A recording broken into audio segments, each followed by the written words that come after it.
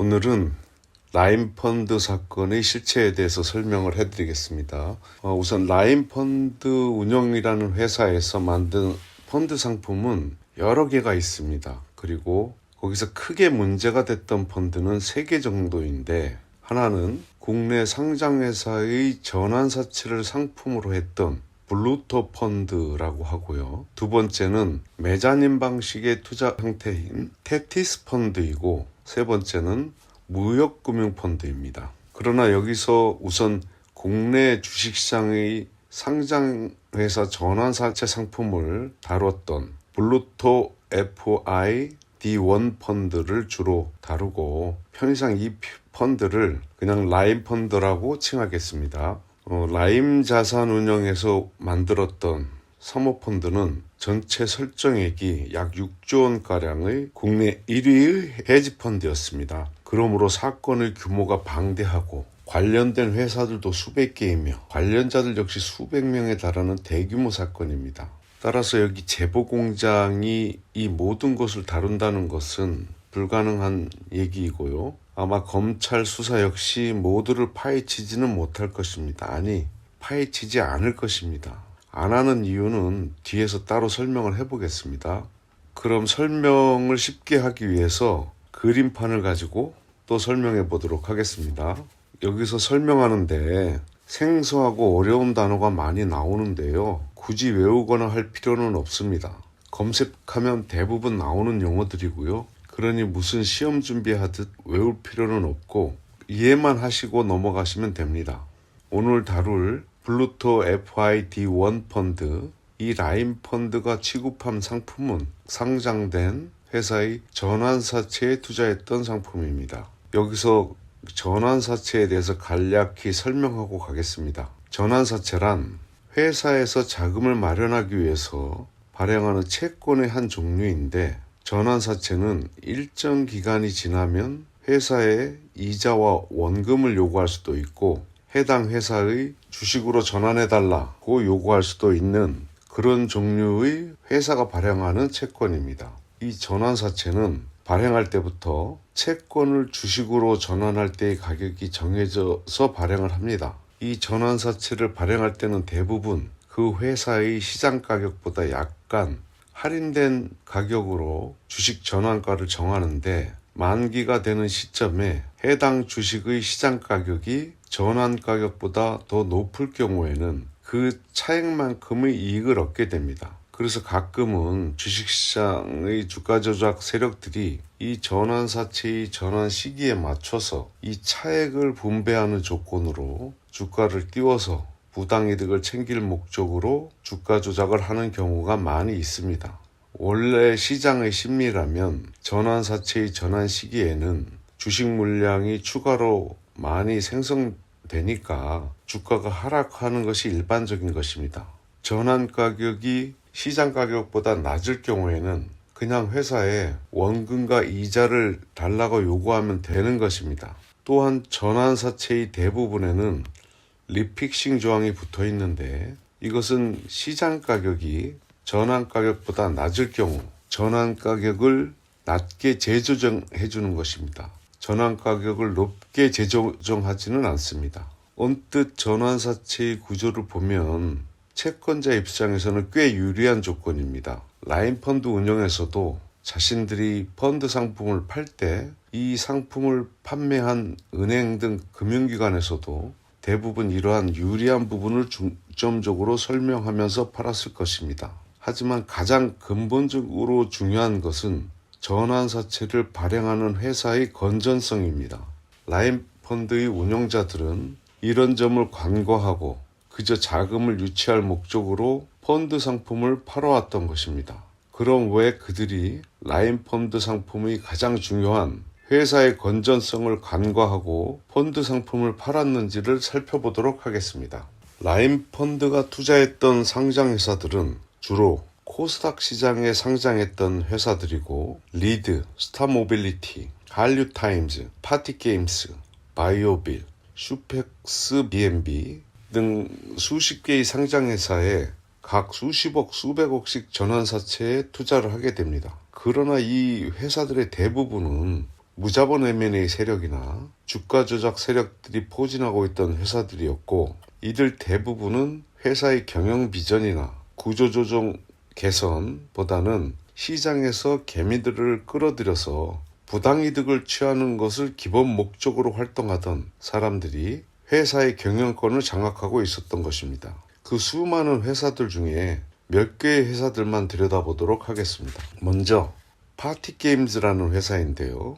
LG가 3세인 구본현 씨가 개입된 회사이고, 구본현 씨는 현재 해외 도피 중으로 알려져 있습니다. 이 회사에는 상상인 그룹 유준원 회장의 상상인 저축은행과 일명 박재벌로 알려진 검사정관 박수정 변호사도 개입되어 있는 것으로 파악된 회사입니다. 현재 상장 폐지되었고 수백억 원의 횡령이 발생했습니다. 다음은 스타모빌리티입니다. 이번에 검찰이 비리를 폭로한 김봉현 씨가 사주로 알려진 회사입니다. 현재 상장 폐지 심사에 들어갔고 거래 정지 중인데, 이곳에서도 수백억 원의 횡령 배임 사건이 발생합니다. 다음은 바이오빌이라는 회사인데요. 역시 상장 폐지되었고 400억 원대의 횡령 배임이 발생됐다고 공시한 바 있습니다. 그리고 리드라는 회사입니다. 저는 이 회사 리드에서 사모펀드의 부실에 대한 뚝이 무너졌다고 생각하는데요.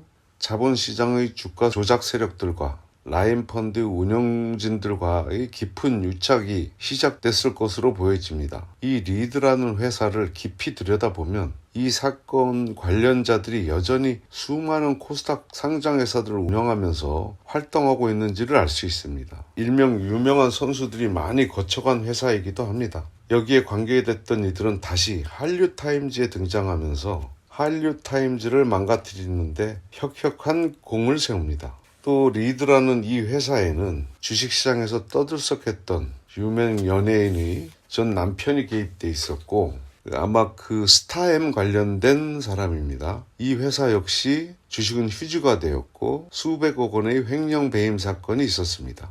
다음은 슈펙스 PMP라는 회사인데요. 이 회사도 복마전입니다. 라인펀드로부터 수백억 원의 전환사채 투자를 받았던 회사인데, 이 회사는 앞서 설명한 리드와도 대규모 자금 거래를 합니다. 또한 이 회사는 투자를 빙자해서 캄보디아에 수백억 원의 자금을 빼돌린 것으로 의심받고 있습니다. 특히 라인펀드의 핵심 인물들이 캄보디아로 도피했다는 정보가 있는데, 수사를 할 때 캄보디아 출입국 기록이 있는 사람들을 주목해야 하는 이유이기도 합니다. 또한 이 회사는 도박 사건으로 유명했던 정인호 게이트에 나왔던 네이처 리퍼블릭이라는 회사와도 거래를 하는데요. 공교롭게도 마카오에 회사를 세움으로써 도박 자금의 세탁용이 아닌가 하는 의심을 들게도 합니다.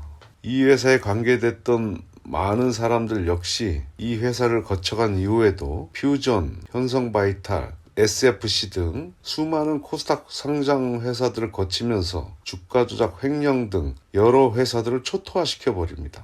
물론 슈펙스 PMP라는 이 회사도 수백억 원의 횡령 배임 사건이 발생하였고 현재 상장 폐지에 대한 심사가 진행 중이어서 거래 정지된 상태이고, 언제든 소액주주들이 피해는 눈덩이처럼 커질 수 있는 상황입니다. 그리고 다음은 한류타임즈를 보겠습니다. 이 회사는 제가 2013년도에 구조조정 부회장으로 잠시 있었던 회사이기도 합니다. 당시 회사 오너였던 김모 회장은 저를 주가 조작에 끌어들이려고 하다가 제가 거부하자 검사장 출신 정관 변호사를 시켜서 저를 구속시키고 자신들이 벌였던 주가 조작마저 저에게 덮어 씌우려고 주가 조작으로 저를 먼저 고소고발했다가 제가 다 파헤쳐서 저희 혐의는 벗고 김모 회장을 비롯해서 10여 명을 구속시킨 사건의 회사이기도 합니다. 김 회장이 구속되고 이 회사를 팔았는데 그 공시를 보고 제가 감옥의 독방 안에서 직접 인수자에게 편지를 쓴 일도 있습니다. 주가 조작이나 불법은 하지 마라. 내가 끝까지 지켜볼 것이다. 라고요. 아니나 다를까 이 회사도 최근 수백억 원의 횡령 사건이 발생하였고 현재는 거래 정지 중에 있습니다. 여기서 피고발된 사람들 중에는 리드라는 회사의 경영에 관계됐던 사람들도 있고요. 특히 이 회사는 MB 사돈집이 관계되어 있다는 것으로 보여서 제가 별도로 시간을 가지고 파헤치고 있는 중입니다. 다음 회사는 동양네트워크스라는 회사인데요. 이 회사는 위에 설명한 회사들과는 달리 거의 유일하게 현재도 상장 폐지가 되지 않고 거래가 되고 있는 회사입니다. 이 회사는 상호를 동양네트워크스에서 T탑스로 다시 BK탑스로 변경하는데요. 또한 라임펀드 사태 이후에 대주주가 라임펀드 자산운용에서 YQuinDebt이라는 회사로 변경됩니다. 물론 이 회사도 라임펀드 사태를 온전히 비껴가지는 못했습니다. 회사의 주식을 25대 1로 감자하는 극한 상황까지 몰리게 되는데요. 분명한 것은 현재 검찰 조사나 수사는 받지 않게 됩니다. 물론 범죄가 없어서일 수도 있겠지만 저는 이 회사와 회사의 관계자가 김건희 씨와 수상한 거래를 했다는 것에 주목하게 됩니다.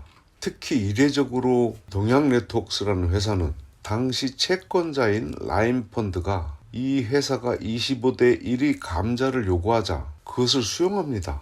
앞서 설명드렸듯이 채권자는 주식으로 전환하지 않고 원금과 이자를 요구할 수도 있습니다. 그런데 그렇지 않고 자신의 채권을 25분의 1로 줄이는 데 동의하는 것입니다. 이것은 대단히 특수한 경우죠. 또한 지난 도이치모터스 주가 조작 사건 당시에 경찰 보고서에 나오는 주가 조작의 주포 또는 행동대장이 바로 이모 씨인데요. 이 이모 씨는 동양네트워크스의 부회장이기도 했습니다. 그는 2010년 2월 김건희 씨에게 신한증권 계좌와 자금 10억 원을 받아갔다고 나오는 그 당사자입니다. 또한 동양네트워크스는 2013년 6월경 김건희 씨와 20억 원 상당의 주식 거래를 하게 됩니다. 김건희 씨가 보유한 도이치모터스 신주인수권부 사채, 여기서는 그냥 주식이라고 생각하시면 됩니다. 신주인수권부 사채는 이 신주인수권부 사채를 타이코 사모투자라는 곳에서 사들이는데 이 타이코 사모투자회사는 동양네트워크스가 대주주인 회사입니다.